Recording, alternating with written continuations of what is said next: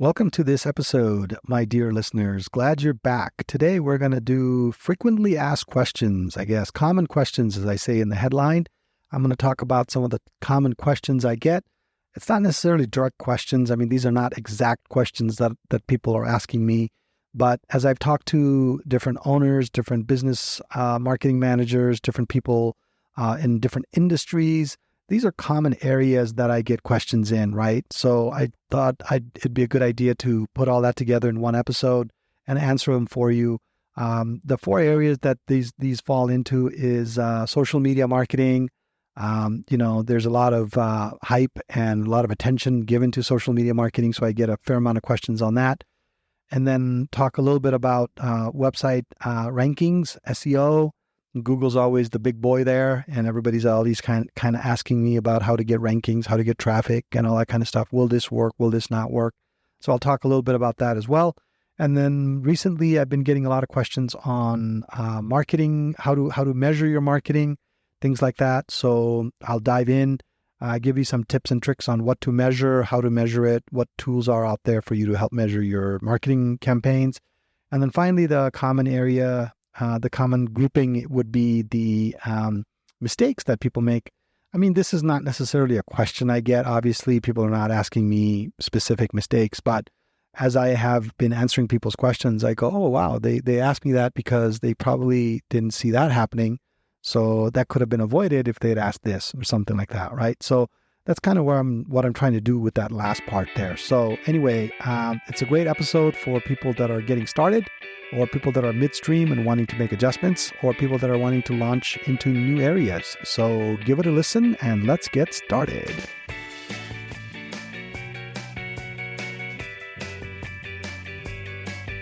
Welcome to the latest episode of Corner Your Market. I'm your host, Silas Kamide. In this podcast, I talk about all things digital marketing, from website design and development to SEO and PPC, as well as paid advertising, email marketing, social media, and anything in between. If you're a small business owner, a marketing manager in a company, or an entrepreneur, this podcast is for you. So tune in every Thursday at 10 a.m. You'll gain some practical insights, new strategies, tactics, and tools that will help you grow your business. To subscribe, go to corneryourmarketpodcast.com and select the podcast app of your choice. Then you can hit subscribe within those apps. That again is corneryourmarketpodcast.com. Also, don't forget to like and share our individual episodes. You can also leave a review in the app once you've listened to one of our episodes.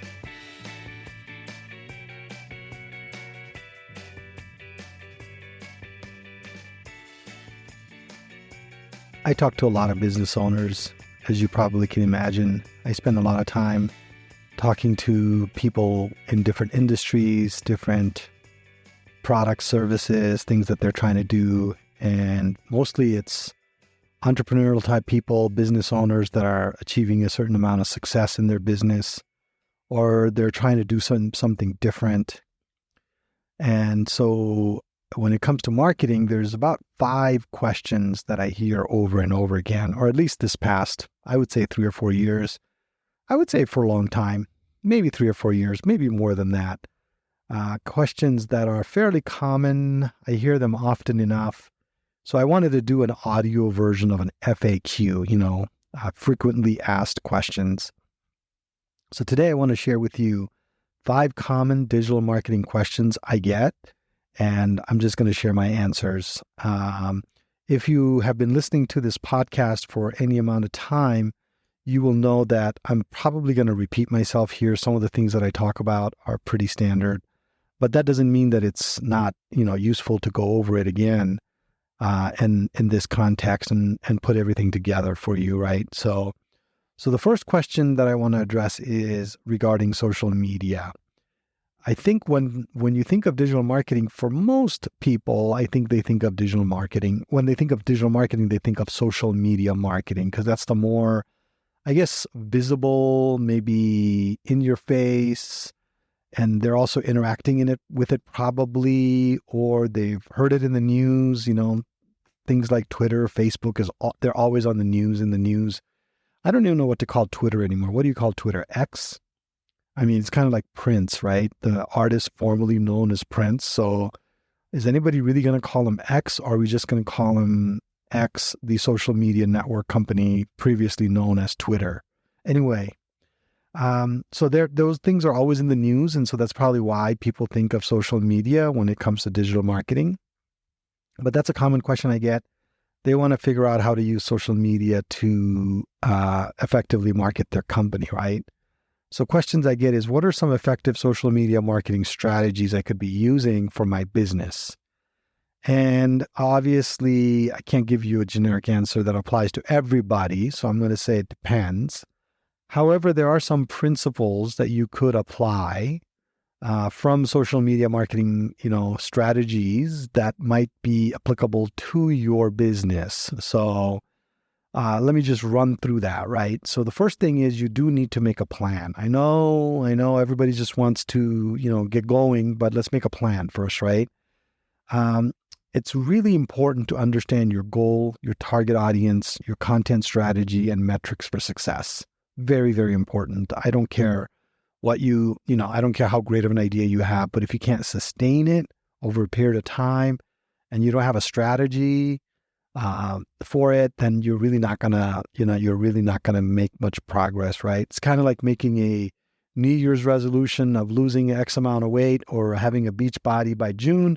You go to the gym for 3 weeks in January, and by the time, March Madness rolls around, you haven't been to the gym in 2 months, right? So that's not going to cut it.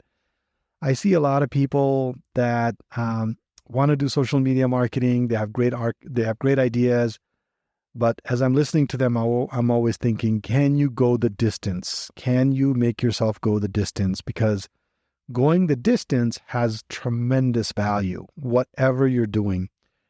I mean, nothing substitutes a good plan and an ability to execute over a long period of time, 3, 4 years, or maybe 2 years. So I think that's really good. So create a plan first, and then identify your target audience. That's very important. Who is your customer? Who do you want to reach?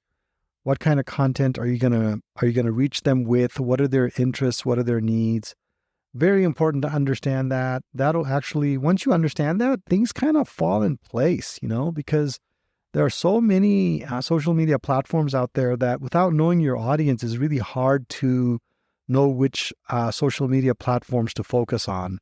And there's a lot of them, guys. I mean, I know there's maybe a handful that many people are on, but even trying to maintain a presence and get a meaningful result or meaningful return out of 3 or 4 social networks can be quite challenging. And so I was working on a project recently for a company, and we were going to recommend that they focus their efforts on 5 social media networks. But then as we started talking to their teams, we realized, you know what? 5 is too much. I mean, too much in the sense that it just is going to take a lot of effort and to kind of maintain, engage in, and be good at. So we just said, let's pick one that we are going to have the maximum ROI in and where our audience is most likely to be. And we chose that. And for this particular client, it happens to be LinkedIn. So we are focusing for this client on LinkedIn and email marketing as part of it. So anyway, choosing the right social media platform, creating engaging content. This is, we have great ideas at the beginning, right? Everybody's got a lot of ideas, it seems like, but to go the distance and to consistently create content, it's going to take some effort. I know I've used this analogy many times, but it's like going to the gym, folks. It really, really is. Don't underestimate it. I mean, think about it. Most, fitness coaches advise, or health people advise, that you go to the gym 3, 4 times a week. And social media is the same way. I mean, you got to create engaging content 3, 4 times a week over a long period of time. So if you do that over 52 weeks, that's 100 plus content pieces that you need to come up with. So anyway, I'm not trying to discourage you. I'm just trying to say, be realistic about it. You're going to need to use visuals, images, videos to make your content more engaging and things like that. So that's something to keep in mind. The other thing when it comes to social media marketing is using hashtags, right? I mean, I know people say it's dead, but I don't think it's dead. I still see people using it. I always go to some of my favorite influencers and I look at their marketing techniques, and they're always using hashtags. So I don't know who's saying it's dead, but I don't think it's dead. Find good hashtags, stick with it, use it. And then one other thing, this goes along with publishing content. You definitely want to engage with your followers. People neglect that. That seems to be the biggest thing that that people neglect is engaging with your followers, responding to comments, messages in a timely manner, and actually building a genuine relationship with the people that are consuming your content. Like when I get a comment on my blog post, not on my blog post, sorry, my podcast, I get so excited, guys. I like to respond to you. So same thing, you got to do it. We're talking about strategies here. So I know we talked a little bit about execution side, but we're still talking strategy, social media strategy. Running social media contests. I know this was a big thing early on, but that gets engagements. Try to see if you can, give away things, make them join, give them exclusive offers. It doesn't always have to be cost related. It could be, be the first one to get this when it becomes available, something, whatever it is appropriate for you. So run a social media contest. Also, you should probably collaborate with influencers. That's always a good strategy. I did a whole podcast episode on how you can work with influencers, how to use influencer marketing and things like that. Very important. I think that'll give you that extra edge that you're looking for. Especially helps you maybe keep up with your content calendar and things like that. So tracking your metrics, that's another one, right? Big. You got to track. Integral part of social media marketing is tracking your metrics. Engagement, reach, conversions, inquiries, whatever it is. And then stay up to date with trends, see what's happening. Follow a couple of your competitors, see what they're doing. What's the latest, greatest? Follow a couple of social media influencers. Go up on a couple of blogs. You don't have to do it every day, but, every couple of weeks, catch up, see what's going on, and adapt your social media accordingly, right? So this is the answer to my first question, and I'm already almost 10 minutes in. So I don't know, maybe this is a two-parter, but we'll keep going. That was question number one. What are some effective social media marketing techniques? That is a very common question I get. And I just gave you that answer. So let's move on to question number two. Question number two is, how can I improve my website's search engine rankings? Or in other words, how do I get more traffic to my website? Not rocket science, to be honest with you. Takes effort, takes persistence, very doable. First thing you want to do is keyword research. I am just amazed at how many people skip this process. You got to know what you're optimizing for. And no, you're not going to rank for everything. And no, you may not rank for your product name. But yes, you will get good traffic even if you don't. So there's a lot of ways to look at this. So find 10, 15 keywords that works for you and hammer away at those 10, 15 keywords. And you'd be surprised, man. Google's algorithm is smart. It understands antonyms, synonyms, spelling mistakes, context. It understands all that kind of stuff. So even if you are just optimizing for, tooth dentistry or, cleaning your teeth, it knows to show your content if somebody's asking for, what are some good ways to clean my teeth? So anyway, that's just a very, very simple example. People worry too much about you will not be able to get all the permutations and combinations. I'm a math major, man, at least a math minor. Permutations and combinations adds up really, really fast, even if you have 3 or 4 variables. So think about it.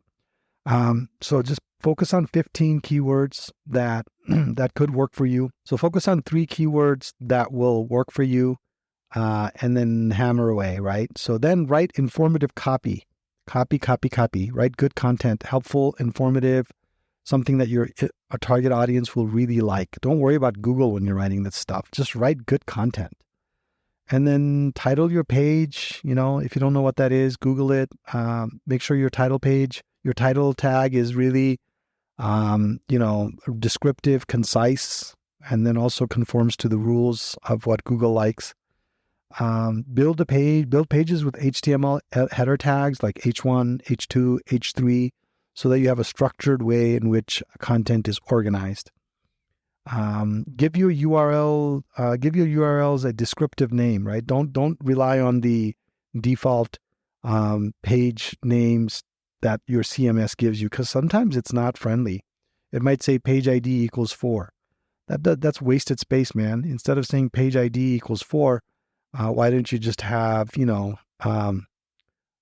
tooth cleaning for, Springfield, Illinois, much better. So, and then make sure that when you do publish your content that you're linking to other pages on your website that are relevant. So there's two reasons why you want to do that. One is it's helpful to your audience. If they're reading about, something related to, your dental practice, and you're talking about financing, then a link to your financing page makes total sense. But from a spider perspective that's crawling the site, the algorithm that's crawling your site, if there's a link, it follows that link. It goes to the next page and crawls that page, and then goes to the next page and crawls that page.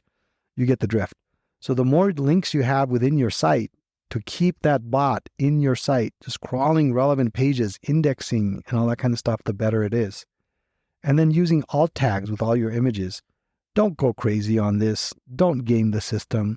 Use descriptive alt tags that actually means what's in the picture. So if you've got a page and you're talking about, dental implants, and you've got a nice picture about somebody smiling after a dental implant, describe it. Say, patient after dental implant. Google will tie that together. And it's awesome what could happen when you search for images on Google Images and your image shows up and people click on that image and come to your site. So anyway, and then also ensure mobile-friendly design and page speed. Everything's mobile, man. I mean, 60-70% of traffic is now mobile. People come to your website. They may never go to your desktop site. Think about that. I think there's Gen Z people under the age of 20, 22, that'll probably never visit your website on a desktop. Never. I mean, my daughter, she uses the desktop just for schoolwork. I don't think she's out there looking at different things on desktop. Everything's mobile. So make sure your site's mobile friendly and that your load time is under 2 seconds. Yep, I said it. If you're over 2 seconds, you're doing it wrong. Go and fix it.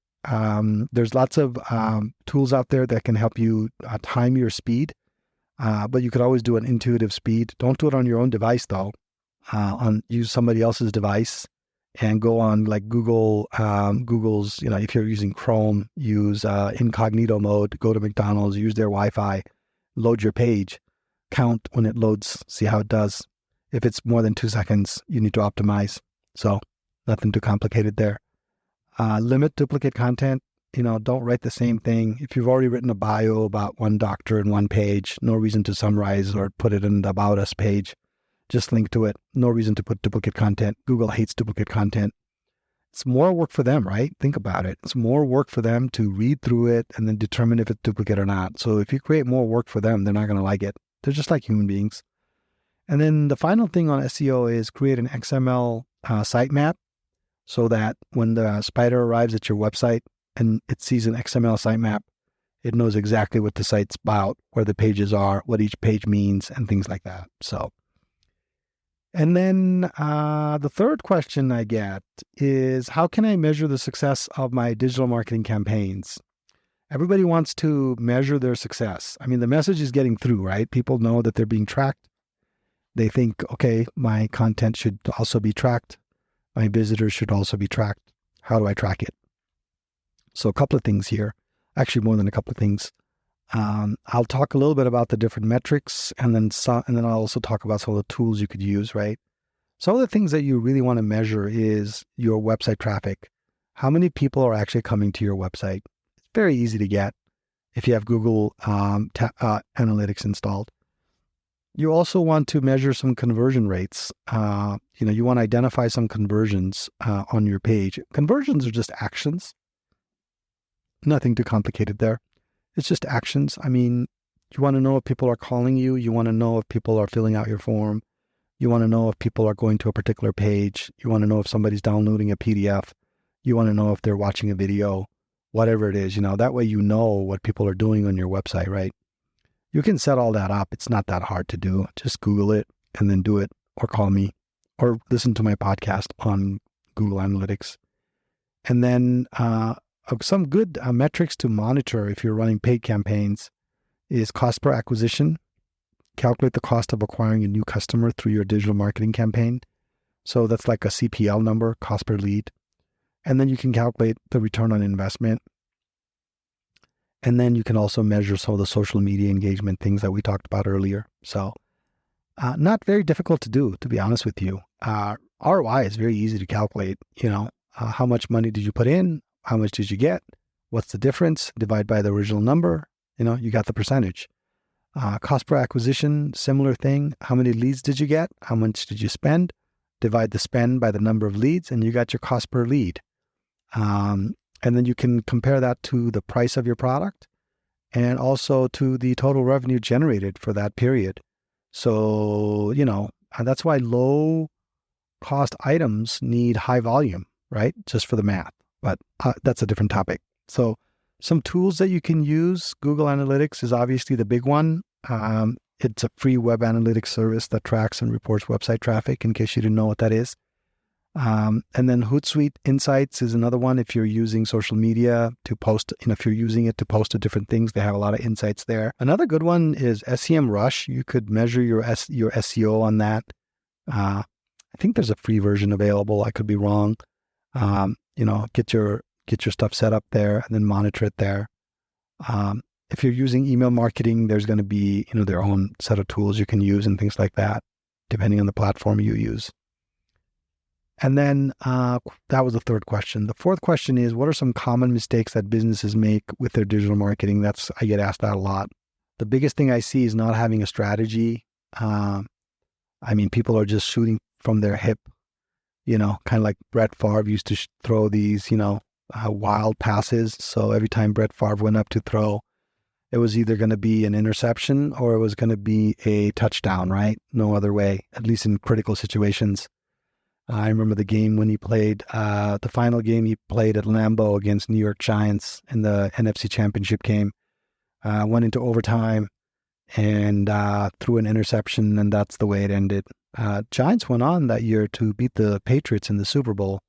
So that would have been interesting if Favre had been there to take down Brady on their undefeated season.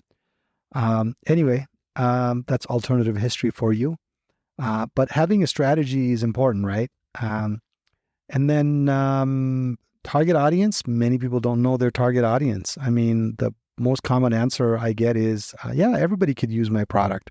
Sure, everybody can use it, but let's define, because everybody's too big. Everybody means nobody in my business.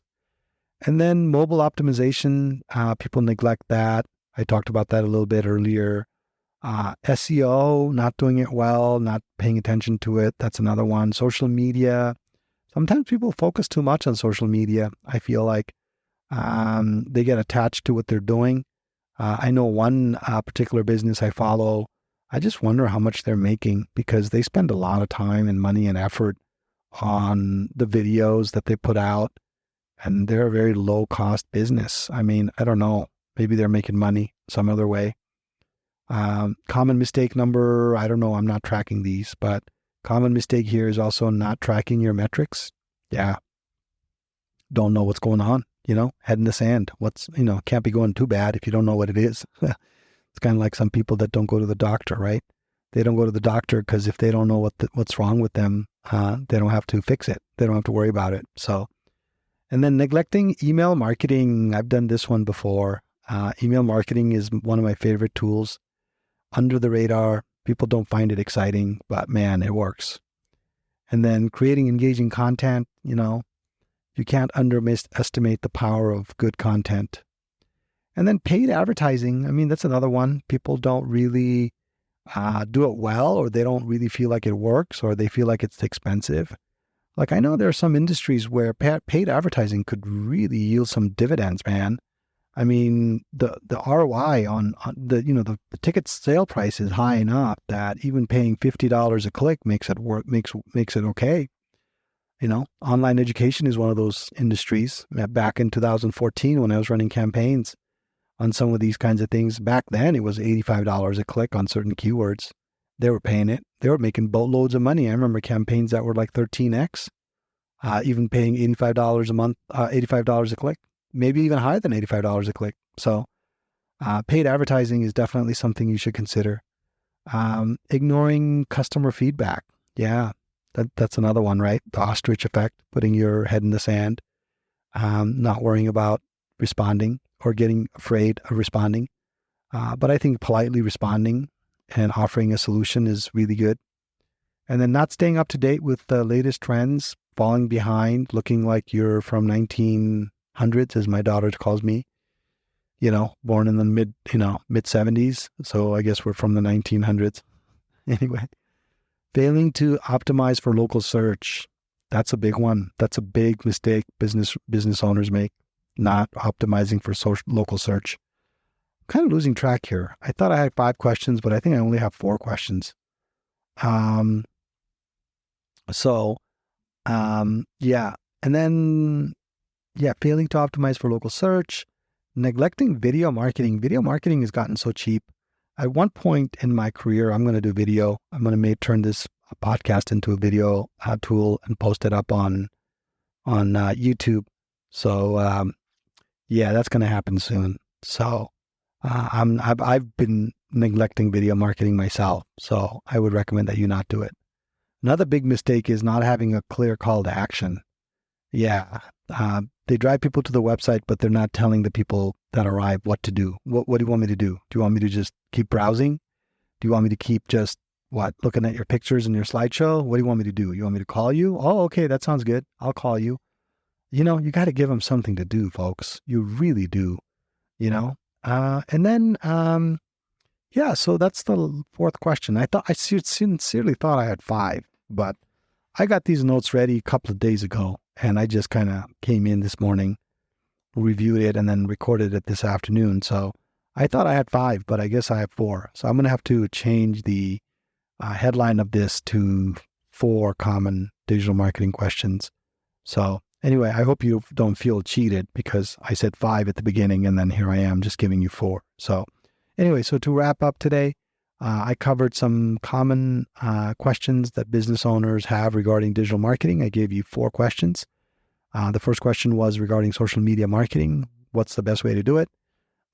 Question number 2 was regarding search engine rankings, SEO. How do I get rankings? How do I get traffic? I answered that as well. And then also measuring your digital marketing campaigns. That's also a big question I get. How do I do it? How do I set it up correctly? So I gave you some answers there.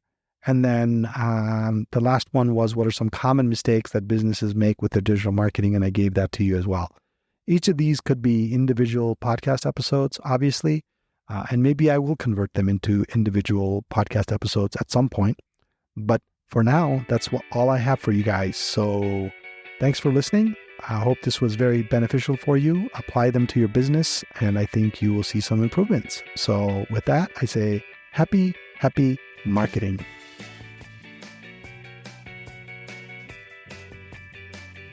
If you're a small business owner, a marketer in a company, or an entrepreneur, this podcast is for you. You'll become better educated and informed when it comes to digital marketing. And if you implement the strategies, tactics, and tools I discuss in this podcast, your business will grow and prosper. To subscribe, go to corneryourmarketpodcast.com. That again is corneryourmarketpodcast.com. You can also search for Corner Your Market in Apple Podcast, Spotify, Google Podcast, or wherever you get your podcast, and you can subscribe through those apps. Also, don't forget to like and share our individual episodes. You can also leave a review. Finally, I would love to hear from you, so if you have any questions, feedback, or general comments about the topics I discuss, feel free to send me an email. I will be sure to share and discuss your feedback on the air if it will benefit our listening audience.